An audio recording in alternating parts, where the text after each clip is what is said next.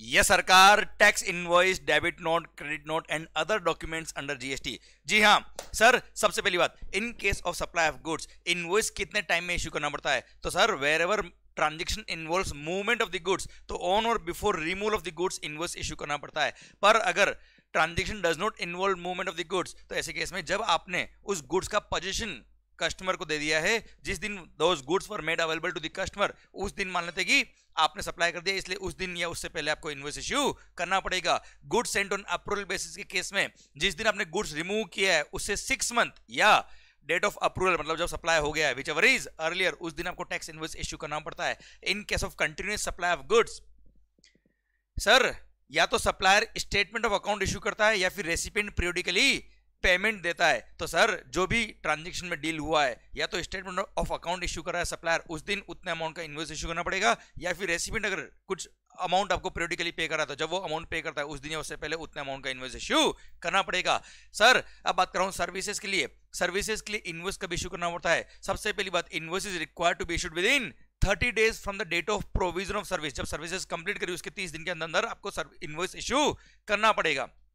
पर इन case of insurance company, banking company, financial institution including NBFC, the time limit given is 45 days. Okay sir, in case of continuous supply of service, sir continuous supply of service के case में sir ध्यान देना, हर वो event जब recipient को payment की liability आती है सर, तो ऐसे केस में जितना अमाउंट ड्यू हो रहा है वो इवेंट होने पर, विच इज, और वापस बोलता हूं, इन case of continuous supply of service sir 3 case दिए हुए। पहली बात तो कंटिन्यूअस सप्लाई ऑफ सर्विस किसको बोलेंगे? Whenever any service is provided continuously और कॉन्करेंटली और recurrently for a continuous period exceeding 3 month, उसको बोलेंगे कंटिन्यूअस सप्लाई ऑफ सर्विस। अब कंटिन्यूअस सप्लाई ऑफ सर्विस अगर है तो वहां पे 3 इवेंट दिए हुए सर, 3 केस दिए हुए। फर्स्ट, अगर recipient is liable to make payment to the supplier on the happening of a particular event, तो जब वो इवेंट होता है उस दिन जितना अमाउंट ड्यू हो रहा है उस दिन या उससे पहले आपको इनवॉइस इश्यू करना पड़ेगा, उतने अमाउंट का ध्यान रखना है, यहाँ पे 30 दिन का वक्त नहीं मिलता है। सेकंड, अगर due date of making payment fix है, कोई ऐसा इवेंट फिक्स नहीं पर due date of making payment fix है, तो जितना पेमेंट ड्यू हो रहा है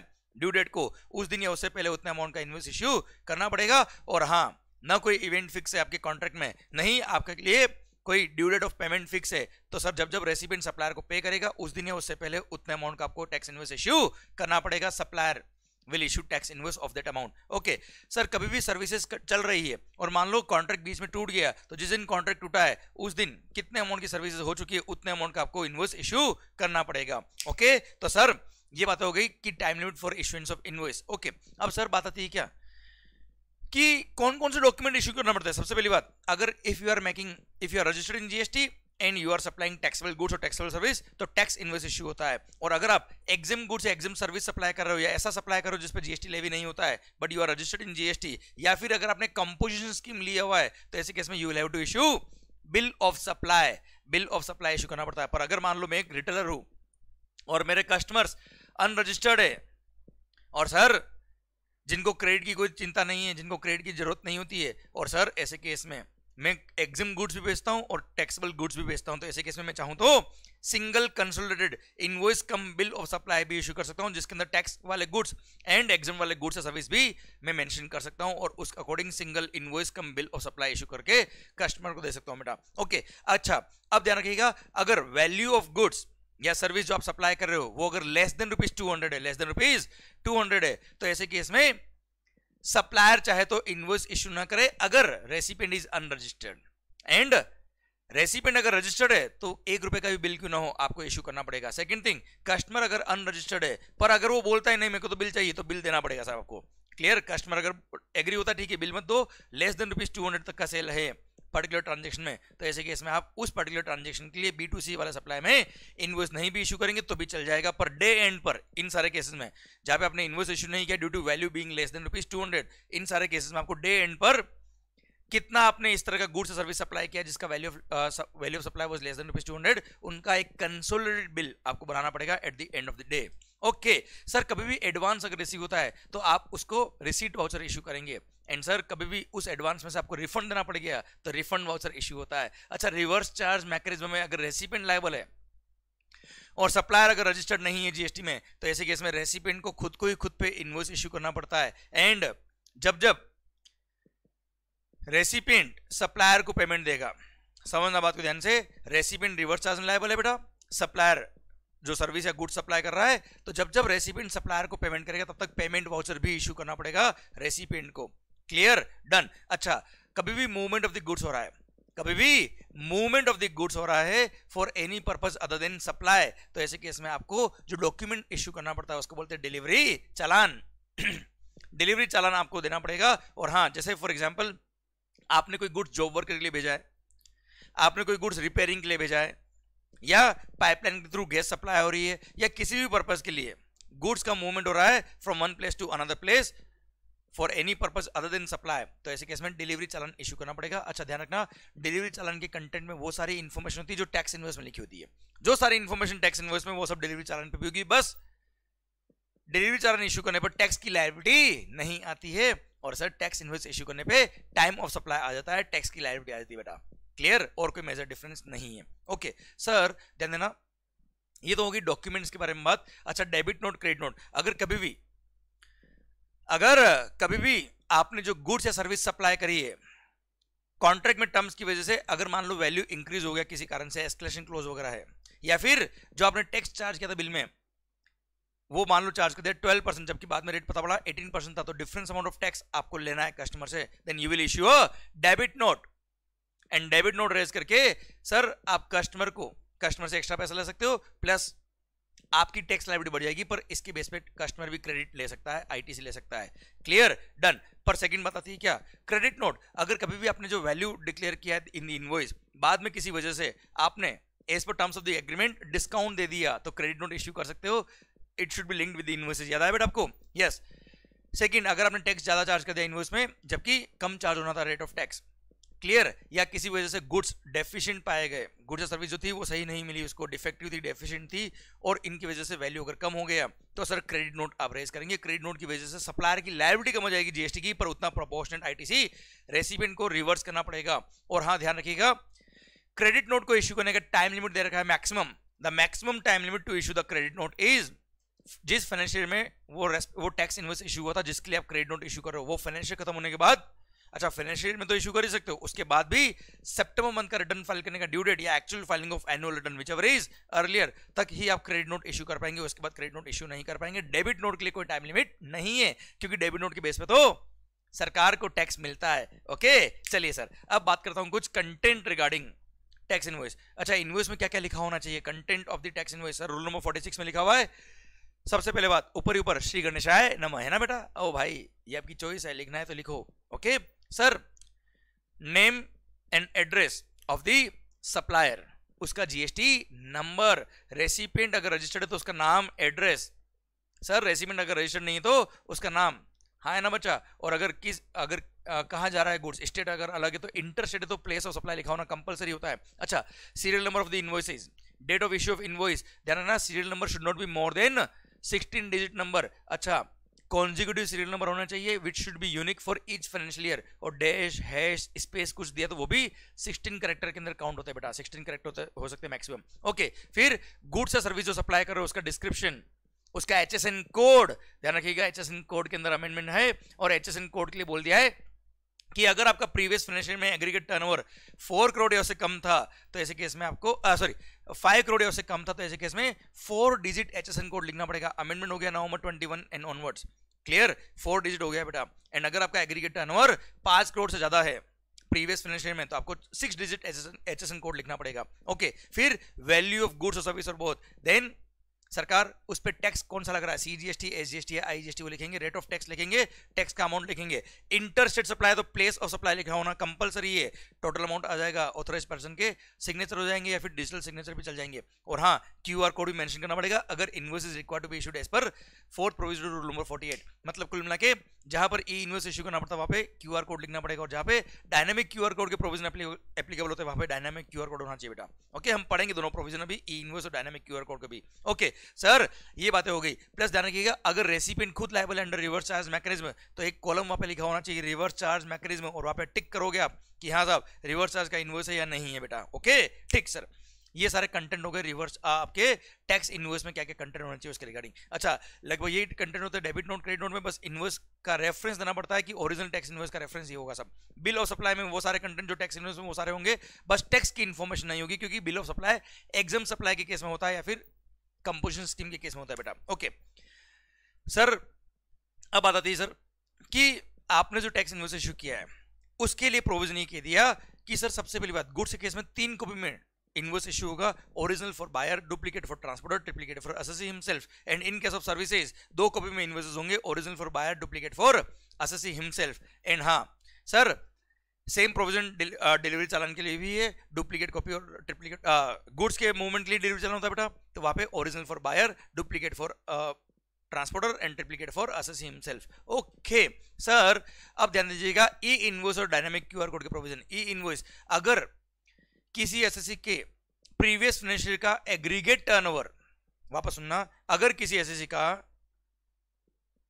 इन any of the preceding financial year from 2017-18 onwards, अगर aggregate turnover was exceeding rupees 50 crore, पहले 500 करोड़ था, कम करके 50 करोड़ कर दिया है, एक्सीडिंग रुपीज 50 करोड़ अगर आपका एग्रीगेट टर्नओवर है, तो ऐसे केस में आपको ई इनवॉइस इशू करना कंपलसरी है। और हाँ, ई इनवॉइस कैसे इशू होता है बेटा, गवर्नमेंट नोटिफाइड वेबसाइट जो दे रखी है वहां पे जाके आपको INV 01 नंबर का फॉर्म जो है वो फिल करना पड़ेगा। After inserting invoice reference number आप वहां पे डालेंगे और INV 01 नंबर का फॉर्म में जो भी डिटेल दे रखी है वो आप पंच करेंगे तो ई इनवॉइस जनरेट हो जाएगा बेटा, एक यूनिक नंबर वहां पे जनरेट हो जाएगा बेटा।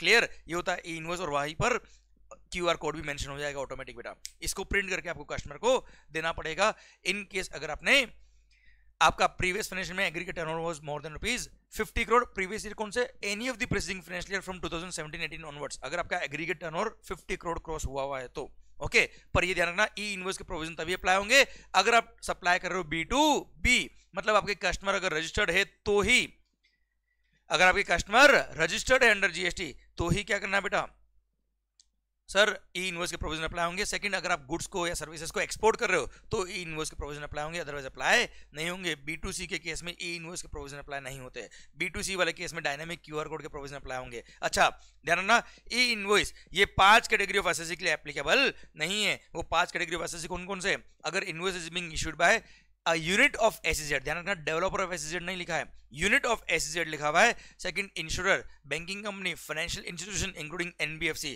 Sir goods transport agency, then passenger transport service supplier जितने भी है sir, then OIDR supplier of services by way of admission और exhibition of cinematographic film in multiplex screen, इन पे ये ई इनवॉइस के प्रोविजन अप्लाई नहीं होंगे। प्लस ये बोल दिया है कि सर जिनके लिए ई इनवॉइस के प्रोविजन एप्लीकेबल है, उन्होंने अगर ई इनवॉइस के फॉर्मेट में अगर इनवॉइस इशू नहीं किया तो सर ये माना जाएगा कि उन्होंने इनवॉइस इशू किया ही नहीं और कस्टमर को क्रेडिट मिलने वाला ही नहीं है। सप्लायर को तो पेनल्टी लगेगा, रेसिपिएंट को भी क्रेडिट नहीं मिलेगा क्योंकि वो टैक्स इनवॉइस ही नहीं है सब।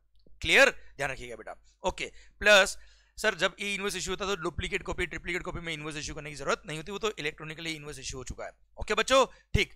प्लस कमिश्नर को पावर दिया कि वो चाहे तो कुछ कैटेगरी ऑफ रजिस्टर्ड पर्संस के लिए एग्जामिशन भी दे सकता है फॉर ई इनवॉइस, ठीक है सर, वो पावर दे रखा है। आइए डायनेमिक QR कोड। अब डायनेमिक QR कोड क्या होता है बेटा सर, आप देखना, चलो प्रोविजन बोलता हूं, साथ में समझा भी दूंगा मैं। अगर किसी भी एसएससी का किसी भी preceding financial year from 2017-18 onwards aggregate turnover was exceeding rupees 500 crore, कितना, 500 करोड़, तो ऐसे केस में करंट फाइनेंशियल ईयर में उनको जितना भी B2C सप्लाई करेंगे, बिजनेस टू अनरजिस्टर्ड पर्सन, उनके लिए डायनेमिक QR कोड लगाना पड़ेगा इनवॉइस पे, और डायनेमिक QR कोड को कस्टमर स्कैन करके, इसका पर्पस क्या है, कस्टमर उस डायनेमिक QR कोड को स्कैन करके पेमेंट कर पाएगा वो बेटा। पर हाँ, instead of that dynamic QR code, अगर किसी बिल पे प्रिंट नहीं किया पर आपने किसी डिजिटल डिस्प्ले के थ्रू या जो पेमेंट करने की पॉश मशीन होती है ना बेटा, जिसके थ्रू आप कार्ड स्वैप करते हो बेटा, उस पर अगर डायनामिक QR कोड डिस्प्ले हो गया और उसको स्कैन करके या उसको यूज करके कस्टमर ने पेमेंट कर दिया, तो उस पेमेंट का क्रॉस रेफरेंस भी अगर आपने इनवॉइस पे दे दिया तो ये मान लिया जाएगा कि आपने डायनामिक QR कोड प्रिंट कर दिया है। ओके, B2C के ट्रांजेक्शन में ही अप्लाई होता है। अच्छा, ये 5 कैटेगरी ऑफ एसएससी के लिए डायनामिक QR कोड के प्रोविजन अप्लाई नहीं होते। अच्छा, ई इनवॉइस के केस में भी 5 एसएससी थे, सेम यहीं पे बस एक चेंज है बेटा, वहां पे SEZ यूनिट एक्स्ट्रा था जिसपे ई इनवॉइस के प्रोविजन अप्लाई नहीं होते, पर यहाँ पर B2C के केस में SEZ यूनिट नहीं, यहाँ पे एक्स्ट्रा पर्सन कौन है, OIDR service supplier, online information और डेटाबेस एक्सेस और रिट्रीवल सर्विसेज, जो आउट ऑफ इंडिया से इंडिया में प्रोवाइड कर रहा है टू अ अनरजिस्टर्ड पर्सन, तो ऐसे केस में सर ई इनवॉइस के प्रोविजन तो अट्रैक्टिव पे होते हैं, पर यहाँ पर डायनेमिक क्यूआर कोड के प्रोविजन यहाँ पे अप्लाई नहीं होंगे। ओके, तो सर यहाँ पे 5 लोग कौन कौन से, मैं वापस रिपीट कर देता हूँ। Insurer, banking company, financial institution including NBFC. Second, goods transport agency. Third, passenger transport service supplier. Then sir movies theatre वगैरह में जो मल्टीप्लेक्स स्क्रीन वगैरह होती है, वहां पे जब मूवी देखने जाते हैं उसका टिकट जो मिलता है उस केस में। And last, OIDR service supplier who is located in non taxable territory, उसके केस में ये डायनेमिक क्यूआर कोड के प्रोविजन एप्लीकेबल नहीं होते। डायनेमिक क्यूआर कोड के प्रोविजन कंपलसरी एप्लीकेबल होंगे 1 जुलाई 2021 से, तब तक ले भी ने सर पेनल्टीज वगैरह सब कुछ माफ की हुई बेटा। ओके माहौल, तो सर ये आपका हो गया डायनेमिक क्यूआर कोड वगैरह के प्रोविजंस। अब आते हैं बात को, 2-3 बातें और कर लेते हैं सर हम। सर सबसे पहली बात, अगर कभी आप रिसीट वाउचर इश्यू करो, जैसे मान लो सर्विसेज के लिए हमको एडवांस रिसीव हुआ, I am issuing receipt voucher, और आपको पता है सर्विसेज में अगर एडवांस पेमेंट आता है तो आपको टैक्स पे करना पड़ता है एडवांस में। पर सर मान लो मैं मल्टीपल काइंड की सर्विसेज देता हूं एंड आप मल्टीपल काइंड की सर्विसेज मेरे से लेते हो, आपने जो एडवांस पेमेंट दिया वो रेंडमली दिया है कि कोई भी सर्विस आप मेरे से लेंगे, प्लस आप जब मेरे से सर्विसेज लेंगे उसका अभी एडवांस देते वक्त प्लेस ऑफ सप्लाई डिफाइंड नहीं है कि विद इन द स्टेट में दूंगा कि इंटर स्टेट दूंगा। तो सर ऐसे केस में अब जब रिसीट वाउचर में इशू कर रहा हूं तब कितना रेट ऑफ टैक्स लूं या कितना सर कौन सा टैक्स लगाऊं, तो सर यहां पे गवर्नमेंट ने खुद ने बोल दिया है कि सर अगर रेट ऑफ टैक्स डिफाइंड नहीं है, मतलब आप कौन सी सर्विस मेरे से लेने वाले ये पता नहीं है, क्योंकि कुछ सर्विसेज पे 5% टैक्स है, कुछ पे 12, कुछ पे 18, कुछ पे 28 है, तो सर एक बार टेम्परेरी 18% टैक्स पे कर देना। और अगर प्लेस ऑफ सप्लाई डिफाइंड नहीं है, विद इन द स्टेट है कि आउटसाइड द स्टेट होने वाला है, तो एक बार आईजीएसटी पे कर देना बच्चों। हाँ है ना, ये रिसीट वाउचर के लिए स्पेशल प्रोविजन दिया हुआ है, बाद में जब एक्चुअली टैक्स इनवॉइस इशू होगा तब एडजस्टमेंट अलाउड हो जाएगा। Okay done. अब कुछ स्पेशल प्रोविजन बैंकिंग कंपनी वगैरह के लिए।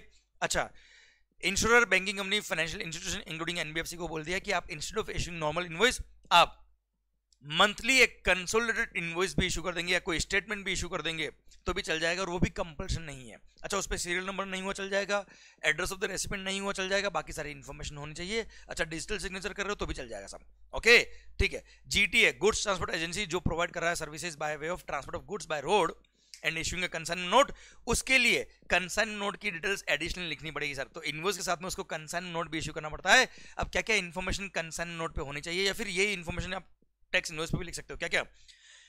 Gross weight of the consignment, name of the consignor and consignee, registration number of the goods carriage in which goods are being transported, vehicle number beta, then details of the goods transported, details of the place of origin and destination, GST number of the person who is liable to pay GST and other information जो normal tax invoice में होती है वो तो सारी है ये बेटा।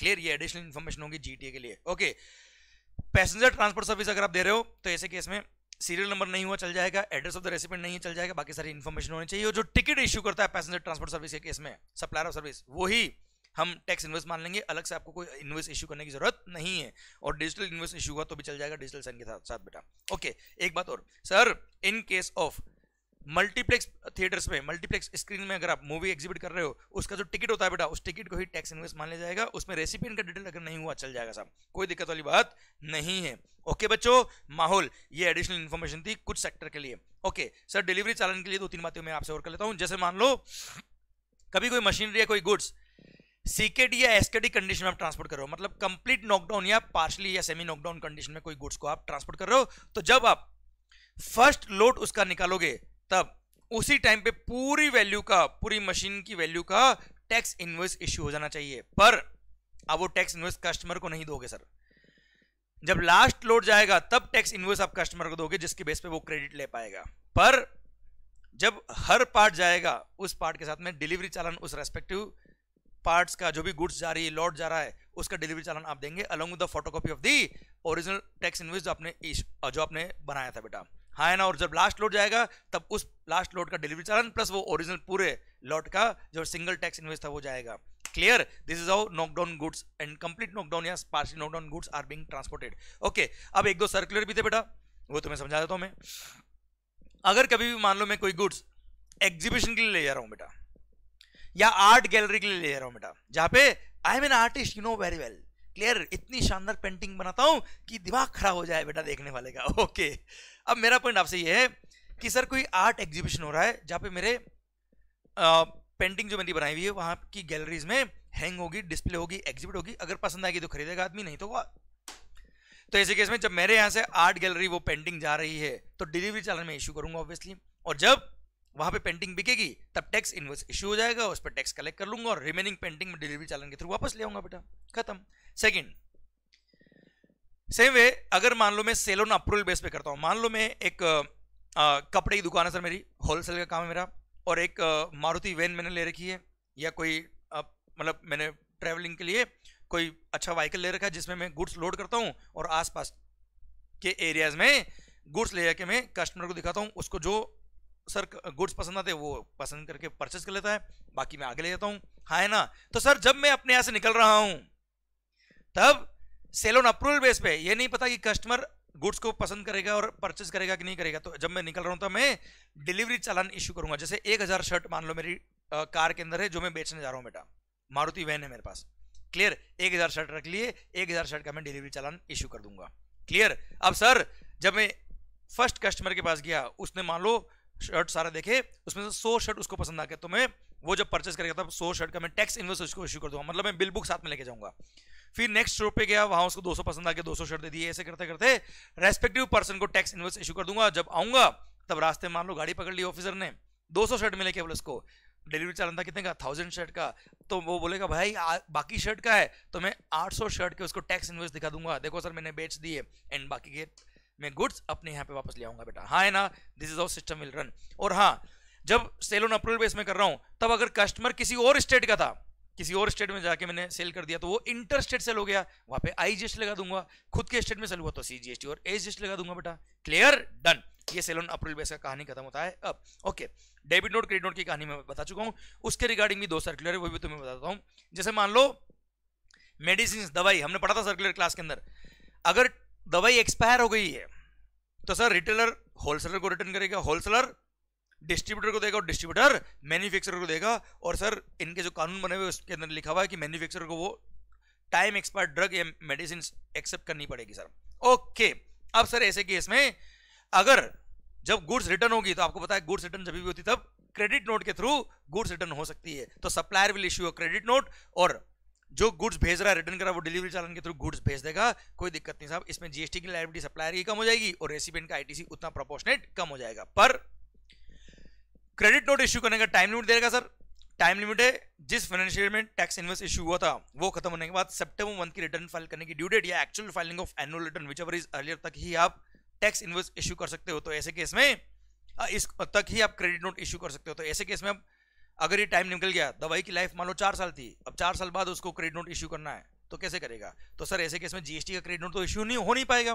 अब क्या करेंगे, तो ऐसे केस में गवर्नमेंट ने सर्कुलर देके बोल दिया है कि जब रिटेलर होलसेलर को गुड्स रिटर्न करेगा तब वो ये मान लेंगे कि रिटेलर ने उतनी गुड्स, उतनी दवाई होलसेलर को बेच दी है, तो वो टैक्स इनवॉइस इशू कर देगा।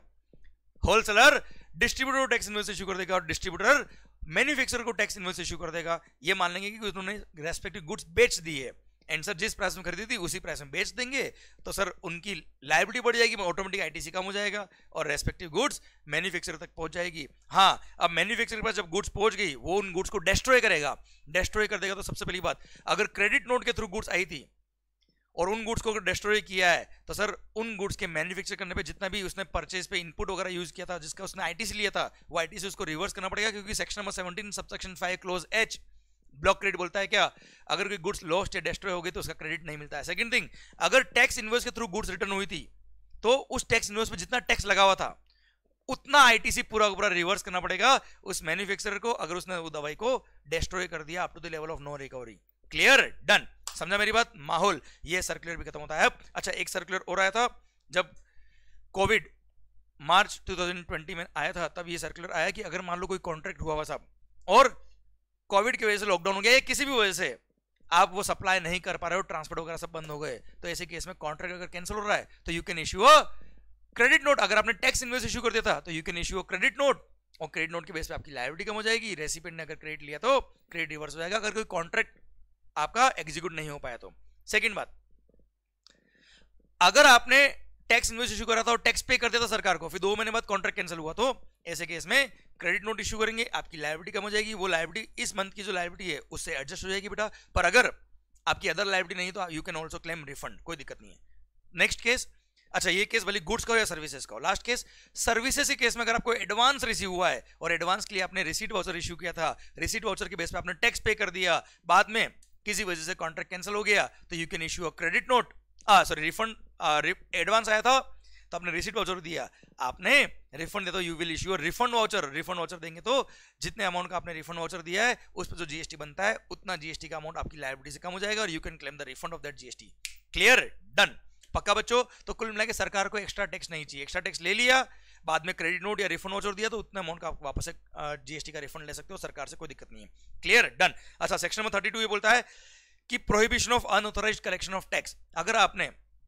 आप अगर जीएसटी में रजिस्टर्ड नहीं हो तो कस्टमर से टैक्स नहीं ले सकते हैं। सेकंड थिंग, आप अगर जीएसटी में रजिस्टर्ड तो इसका मतलब ये नहीं आप राजा हो, तुम्हारी मर्जी हो करो, जो टैक्स का रेट है गवर्नमेंट ने डिफाइन किया हुआ उतना ही टैक्स लेंगे। उससे एक्सेस लिया तो मामला गड़बड़ है, वो टैक्स आपको गवर्नमेंट को जमा कराना पड़ेगा as if it is the normal tax. आप ऐसा नहीं बोल सकते मेरी स्टाइल है, मैंने टैक्स कलेक्ट किया, यू समझे मेरी बात। अगर आपने एक्सेस टैक्स ले लिया तो वो सरकार को जमा कराना पड़ेगा as if it is the normal tax. Okay बेटा, तो आप पहली बात तो कलेक्ट नहीं कर सकते, कलेक्ट कर लिया तो गवर्नमेंट को देना पड़ेगा। सेकंड बात, जो भी टैक्स इनवॉइस है, जो भी डॉक्यूमेंट आप इश्यू करो अंडर जीएसटी, उसमें टैक्स का अमाउंट जो होता है वो अलग से इंडिकेट करना कंपलसरी होता है, बिल पे अलग से इंडिकेट करेंगे बेटा।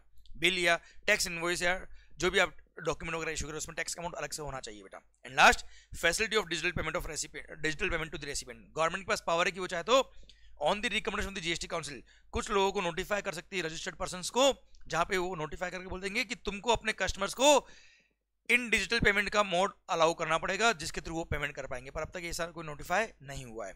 Clear, done. इसी के साथ भारत माता की जय। इसी के साथ ये पूरा टॉपिक, पूरा चैप्टर, हर एक पॉइंट मेजरली खत्म होता है। अब I hope you are getting all the points. Please be concentrated on this lectures, बहुत फास्ट होते हैं रिवीजन के लिए। This will help you in the exams and before the exams also. Thank you so much. और हाँ, आप अपने सारे फ्रेंड्स के साथ ये लेक्चर्स शेयर कर सकते हो, ये ऑब्वियसली यूट्यूब पे फ्री ऑफ कॉस्ट अवेलेबल है। इंडिया के हर स्टूडेंट तक इन लेक्चर को पहुंचा दो, मजा आ जाएगा एग्जाम्स के अंदर हर सीए स्टूडेंट को। माहौल, thank you so much, bye bye.